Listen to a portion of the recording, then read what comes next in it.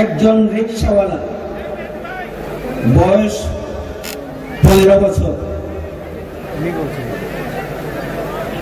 ষষ্ঠ শ্রেণী পর্যন্ত পড়ার পর তার ভাগ্যে আর পড়াশোনা জুটে না।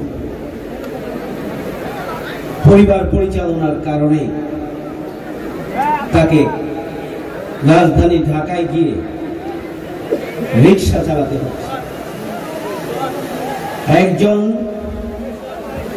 22 বছর বয়সী আমাদেরই সন্তান পরিবারের অসচ্ছলতার কারণে তার ডাক্তার ইঞ্জিনিয়ার হওয়ার স্বপ্ন থাকার পরেও আর্থিক অনটনের কারণে সেই স্বপ্ন বাস্তবায়ন হয়নি। রাজধানীতে গিয়ে তিনি রাজমিস্ত্রির কাজ করছেন। তার স্বপ্ন ছিল ডাক্তার হওয়ার, স্বপ্ন ছিল ইঞ্জিনিয়ার। একজন প্রাপ্তবয়স্ক মানুষ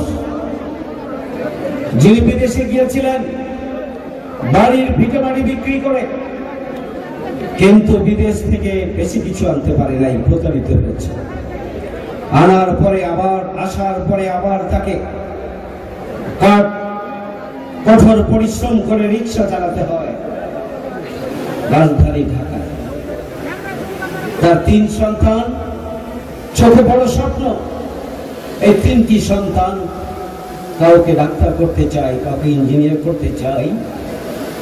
এই 3 সন্তানের কাউকে ভালো একজন প্লেয়ার করতে চায়, দেশের ভালো নাগরিক হিসাবে, যাতে করে দেশ গড়ার স্বপ্নে ভূমিকা পালন করতে পারে।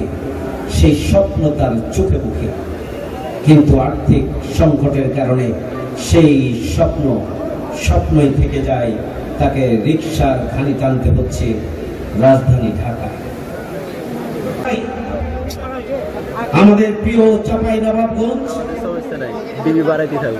একটা নিরাপদ নাগরিকে পরিণত হবে, যে নিরাপদ নাগরিক গভীর রাত্রিতে ব্যবসায়ীরা নিরাপদে ঘরে ফিরে যেতে পারবে। আমাদের মা বোনেরা, ছাত্র ছাত্রীরা একাই নির্বিঘ্নে ঘর থেকে স্কুলে যেতে পারবে, বাড়িতে ফিরে আসতে পারবে, কর্মক্ষেত্রে যেতে পারবে, ফিরে আসতে পারবে। এই ধরনের একটি নিরাপদ, বসবাসযোগ্য একটা প্রশান্তি চাঁপাইনবাবগঞ্জ আমরা চাই।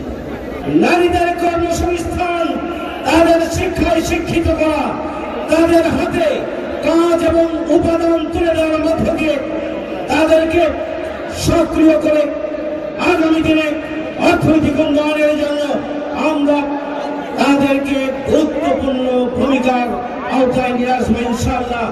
সংগ্রামী ভাইয়ের আমার, আমরা ইনশাআল্লাহ চাঁপাইনবাবগঞ্জের সার্বিক উন্নয়নের জন্য আমরা দিয়ার এলাকার কয়েকটি অবহেলিত ইউনিয়ন নিয়ে আমরা দিয়ার উপজেলা গড়ে তোলার জন্য পদক্ষেপ গ্রহণ করব।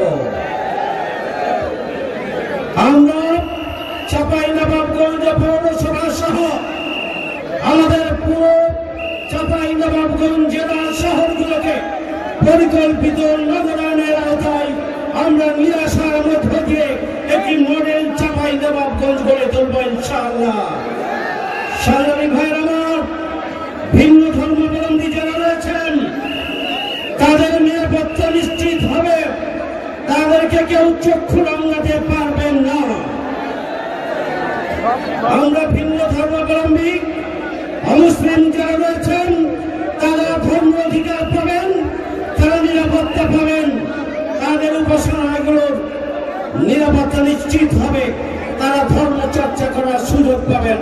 সুতরাং আগামী দিনের বাংলাদেশে নারী পুরুষ, হিন্দু ধর্ম, হিন্দু বৌদ্ধ খ্রিস্টান, কৃষক শ্রমিক মেহনতি মানুষ নির্বিশেষে আমরা সবাই মিলে মানবিক চাঁপাইনবাবগঞ্জ, মানবিক বাংলাদেশ গড়ে তুলব ইনশাআল্লাহ।